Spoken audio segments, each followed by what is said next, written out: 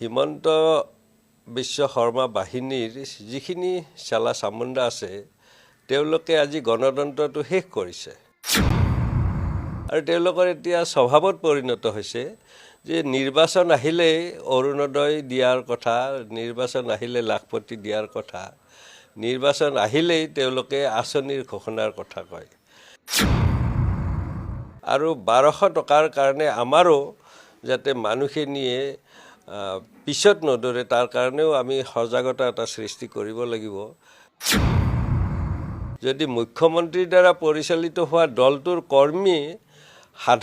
জনসাধাৰণক তেনেকৈ ভয় খুৱায় সেইটো দেশৰ কাৰণে অশনি সংকেত আৰু সেইটোৰে এতিয়া প্ৰভাৱ পৰিছে বিজেপিৰ পৰা অব্যাহতি লৈ কংগ্ৰেছ দলত যোগদান কৰিছোঁ সেইকাৰণে তাৰ নেতৃত্বই যি মিছা কথাৰে ৰাইজক প্ৰলোভন দি ভয় ভীতিগ্ৰস্ত কৰি শাসনভাৰ চলাইছে সেই কথাটো মুকলিভাৱে জনাম বুলি থিৰাং কৰিছোঁ আৰু 26লৈ এটা বৃহৎ পৰিৱৰ্তনৰ আশাৰে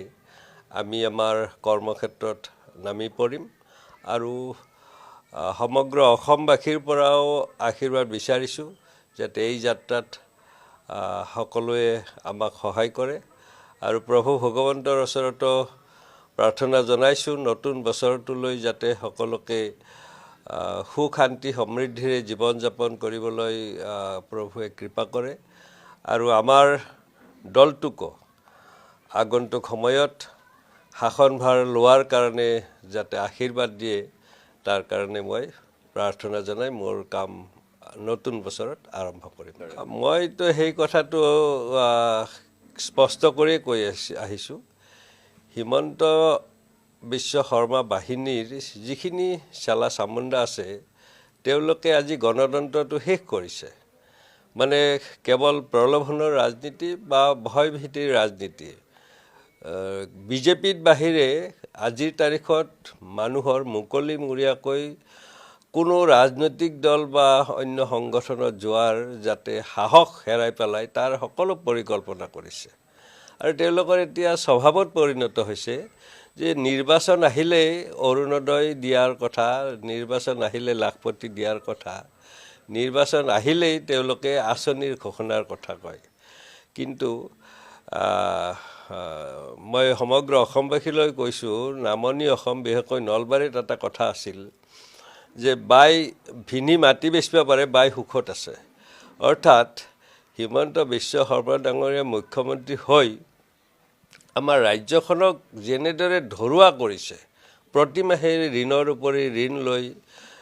ধাৰৰ বজা সহিব নোৱাৰা অৱস্থাটো তেওঁ আঁচনি ঘোষণা কৰিবলৈ এৰা নাই গতিকে এই আঁচনি দিছে অৰ্থাৎ আমাৰ মানুহক নিচাগ্ৰস্ত কৰি 1200 টকাৰ প্ৰতি যেনেদৰে প্ৰলোভিত কৰি আগবঢ়াই লৈ গৈছে এইটো সমাজৰ কাৰণে এটা অশনি সংকেত আৰু 1200 টকাৰ কাৰণে আমাৰো যাতে মানুহখিনিয়ে পিছত নদৰে তাৰ কাৰণেও আমি সজাগতা এটা সৃষ্টি কৰিব লাগিব কাৰণ মূল্য বৃদ্ধিৰ কথাটো এতিয়া পাহৰিছে মানুহে এই 1200 টকাৰ কাৰণে বা লাখপতিৰ কাৰণে বা গছপুলি ৰুলে আত্মসহায়ক 10,000 টকা দিম বুলি যি কৈছে এইবিলাক এটা প্ৰলোভন আৰু কোনোবা যদি অইন ৰাজনৈতিক দলৰ সভালৈ যায় তেতিয়া